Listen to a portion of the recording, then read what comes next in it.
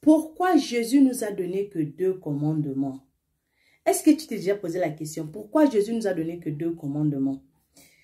Si tu n'es pas encore abonné, s'il te plaît, abonne-toi pour qu'on puisse se fortifier ensemble.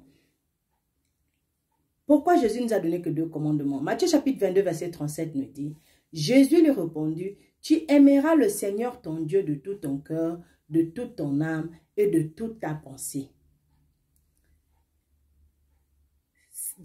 Verset 38 dit, c'est le premier et le plus grand commandement. Et voici le second, qui lui est semblable, donc qui le ressemble. Tu aimeras ton prochain comme toi-même. De ces 2 commandements dépendent toute la loi et les prophètes. Qu'est-ce que cela veut dire? Cela veut dire que pour aimer les autres, il faut d'abord que toi tu t'aimes. Mais comment est-ce que toi tu t'aimes?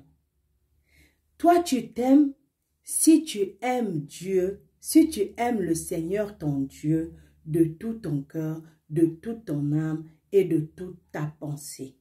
Quand tu aimes le Seigneur ton Dieu de toute ton âme, de tout ton cœur et de toute ta pensée, tu vas faire les œuvres de l'esprit. Tu vas marcher selon l'esprit. Tu vas faire la volonté de Dieu. Et quand tu vas faire la volonté de Dieu, et que la lumière de Dieu est en toi, et que la gloire de Dieu manifeste en toi, c'est en ce moment pour toi que ce serait facile pour toi d'aimer les autres.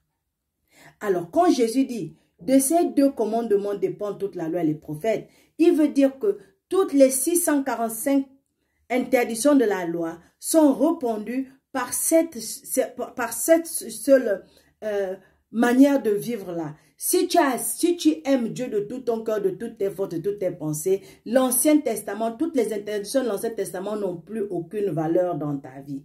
C'est que ce serait facile pour toi d'accomplir tout ça là sans même regarder. Pourquoi? Paul nous explique comment. Romains chapitre 13, verset 8 à 10, Paul dit, ne devez rien à personne si ce n'est de vous aimer les uns les autres, car celui qui aime les autres a accompli la loi.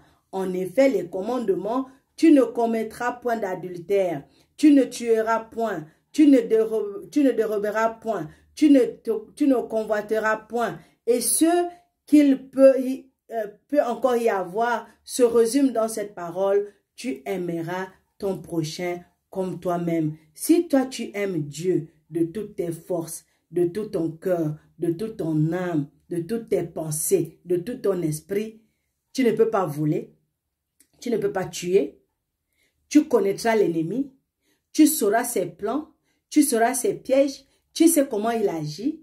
En plus de cela, tu connaîtras ton Dieu.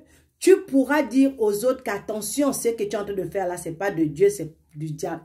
Attention ici, attention là-bas. Pourquoi? Parce que tu auras une connexion forte avec Dieu. Tu connaîtras ton papa. Parce que tu le connaîtras, tu ne pourras plus faire les œuvres de la loi. Tu ne pourras plus commettre des péchés. Tu ne pourras plus marcher tu ne pourras plus marcher dans l'ombre parce que tu deviendras lumière. C'est pourquoi, pour conclure, Paul dit, l'amour ne fait point de mal au prochain. L'amour est donc l'accomplissement de la loi.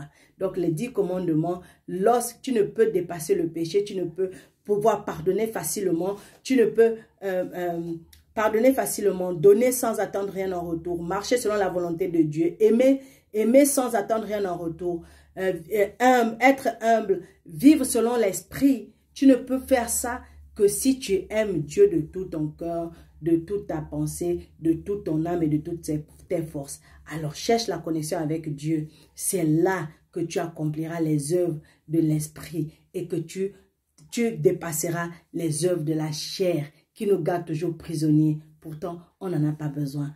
Alors, si tu es fortifié, aime, commente et partage pour bénir d'autres et abonne-toi. Et surtout, n'abandonne jamais. Shalom.